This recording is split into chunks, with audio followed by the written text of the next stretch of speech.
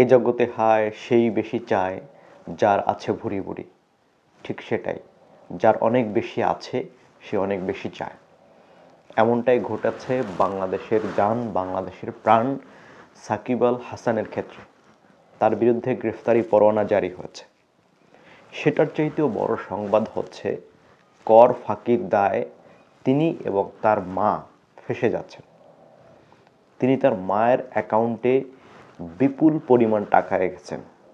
এখন তার মা হচ্ছেন একজন গৃহিণী, তো তার অ্যাকাউন্টে এত টাকা থাকার কথা নয়, প্রায় ৩৯ কোটি টাকা।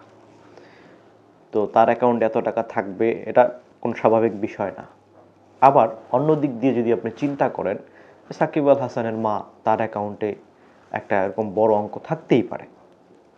সাকিব আল হাসান বিপুল পরিমাণ টাকার মালিক, সুতরাং তারা মায়ের অ্যাকাউন্টে টাকা থাকবে, স্বাভাবিক জিনিস। কিন্তু ঘটনা ঘটেছে অন্য জায়গাতে। তিনি তার মাকে টাকা দিয়েছেন, তার মার অ্যাকাউন্টে টাকা রেখেছেন এবং সেখান থেকে তিনি আবার ঋণ গ্রহণ করেছেন। ঋণের টাকায় যেহেতু কর দেওয়া লাগবে না, এই কর ফাঁকির জন্য তিনি এই সিস্টেম করেছেন।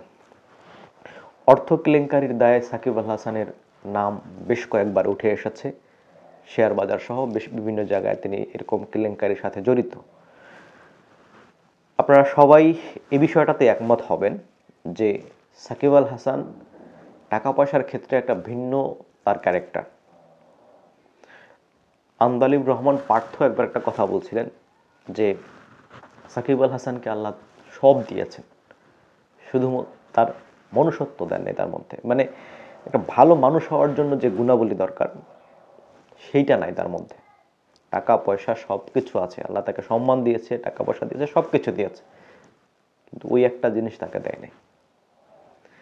এবং আরেক তার বিরুদ্ধে যে গ্রেফতারি পরোয়ানা জারি হয়েছে সেইটার পিছনে কারণ হচ্ছে সে যে চেক দিয়েছে, তার যে ব্যবসা, সেই ব্যবসা প্রতিষ্ঠানের কর্মকর্তাদেরকে চেক দিয়েছেন, সেই চেক ডিসঅনারের মামলায় তিনি ফেঁসে যাচ্ছেন।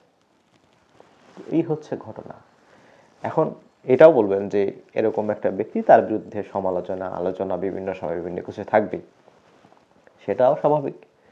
কিন্তু বিষয় হচ্ছে এ যতগুলো বিষয় নিয়ে বিতর্কের জন্ম দিয়েছে, প্রত্যেকটা বিষয় কেমন যেন একটা ভিন্ন ধর্মী বিষয়, যেগুলো নিয়ে বিতর্ক ওর অন্তত দরকার ছিল না। আপনি চিন্তা করেন, তর্কি টাকার এত অভাব পড়ে গেছে যে কর ফাঁকি দিতে হবে।